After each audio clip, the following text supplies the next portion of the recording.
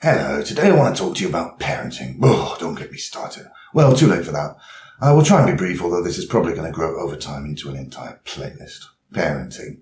I have a little one, a little girl, a little shit. She is a very beautiful little one who I just happen to value more than anything else in my life, including myself. And I really mean that. Which is more than can be said for the attitude of my own parents to me when I was little, or now.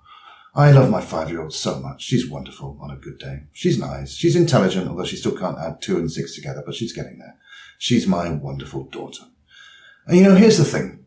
The biggest problem in modern parenting is not your child, although it often feels that way. And the biggest problem isn't you, the parent, although you're constantly told that it is. The biggest problem is all the unwanted interference from ignorant outside sources, constantly invading your brain and parenting space like the cosmic microwave background, producing that never-ending interference like an old-fashioned television set that's not tuned into a particular channel. And how things have changed. When I was a child, most parents were like nasty, unregulated bouncers. They made up the rules as they went along, they abused their power, and the use of force was not a last resort, but a kind of first and main one to solve most problems.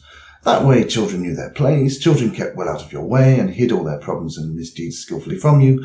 Children never got angry or upset, never complained, never did anything to undermine you, and you, the parent, could rest assured that you would be left in relative peace from this most grievously regretted mistake of your whole life. Even if the child cried at night in distress, you could just ignore that as well. Apart from the first 6 months when, okay, the mother at least had to wake up and poke a boob in its face to make it be quiet. But then, child doesn't like your cooking. Too bad for child. Show it pictures of starving African kids and tell it to be grateful. Then if it didn't shut up and eat its food, shout and hound it out of the room to bed where it would go and remain in silence for the whole of the night. Or if it did cry out in hunger that night, once again, not your problem. Just move its bedroom further down the corridor away from yours and lock the door. These days, now, if your child does something wrong, it's your fault. And the first people to point this out will be your parents. The grandparents, those same people who used to force-feed you cold rotten vegetables in brine for breakfast and beat you to a pulp if you disagreed, will now intervene to tell you how you, the modern parent, are wrong to try and educate your 5-year-old when it happens to be screaming in a public place because you won't let it eat the cheese snack and the chocolate bar at the same time just when the train is coming and they're going to make you miss the train, which you have tickets for, which cost a lot of money, which you don't have more of to buy more tickets for a different train. Well, your parent, the grandparent, will now pronounce vaguely, I think you need to be more patient. She seems really good to me. Yeah, via Skype, 10 minutes a week. And what's the worst that could happen? The worst that could happen, if I had tried anything approaching that on you when I was a little brat, is you might well have thrown me under the wheels of the approaching train in order to silence me, and still at least be able to catch the train yourself. And what's the worst that could happen is if I don't educate my child, they will grow up into a whining little horrible shit who lacks all social skills, concentration, or any other kind of discipline, who nobody will happen to want to be like, or want to be friends with, or work with, or be generally anywhere near. That's the worst that could happen. So stop intervening, please, wise grandparent, when I'm doing my job as a parent, with rather more patience and application than you ever had for it. Here's one difference between parenting in the different generations. When I was a child, we were constantly made to feel guilty about everything. So now we grow up into a different era where now as a parent we get made to feel guilty by our child and by our parents who are for some reason still there, dishing out advice more readily than ever. So this generation is basically just destined to feel guilty about everything. It's our destiny. Your kids can now shout and scream at you and tell you what you're doing wrong. They can refuse to eat what you offer them just by looking at the food. They can complain when they don't like the presents you got them for their birthday, or they weren't quite good enough, or there weren't quite enough of them. When I was a kid, you had to suck it all up in silence when you didn't get everything you wanted all the time. Or you'd be beaten so hard you fell up the stairs to bed where you stayed for the whole of the night in the dark on your own and you kept very quiet.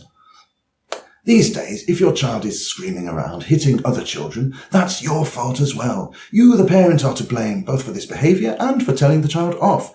No, don't tell her off. She didn't mean it. The grandparents are once again on hand to offer their advice and concern. Well, look, she must have somehow picked this up from you. You must have stressed her out. She must have picked up on your bad moods, and this is just her way of expressing it.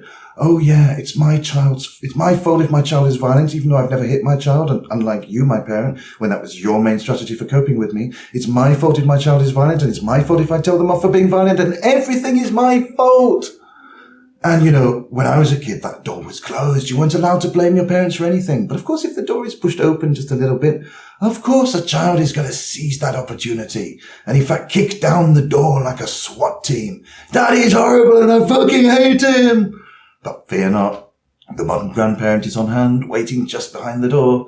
You've obviously done something to upset her. What's up with her, I wonder? Yes, my darling, there. I know exactly what you mean. There. I know. How about Grandad buy you some chocolate to reward your terrible behaviour, which isn't your fault? Would that make things better? I know your daddy's horrible. He was horrible to me as well. Don't worry. I know all about it. You feel like saying, since you two obviously get along so well together and I'm so bad at this parenting thing, why don't you take her, Grandad, take her away to live with you? Oh no, because then you'd have to do all the work that comes with parenting. Work you were never very good at, were you? And it wouldn't be able to pass off all her bad behaviour as something I've done wrong anymore, would you? It would all be far too complicated, wouldn't it? Because at this point, this grandparenting role is just built on revenge, isn't it? It's got nothing to do with helping me or loving your granddaughter. It's just a strange Freudian way of transposing your hatred of me onto kindness to somebody else who happens to hate me just as much as you do. And you, the modern grandparent, managed to take over nearly the whole of this video when it was supposed to be about my parenting. You see what I mean? The modern parent is not given space or time to breathe or be themselves. I am quite clearly a terrible parent, a terrible son, a terrible human being. I don't have any skills or quality. Here I am. This is me, Ed Halliwell. And you'll be pleased to know I'm going to shut up now for today. Maybe I'll do some future videos on some actual parenting tactics and why none of them work. And by the way, just for legal inheritance reasons, stuff, my parents never hit me any more than the average. Violence and cruelty against children was the norm back in Victorian times. And the 80s and 90s were still very much Victorian times. I'll see you soon.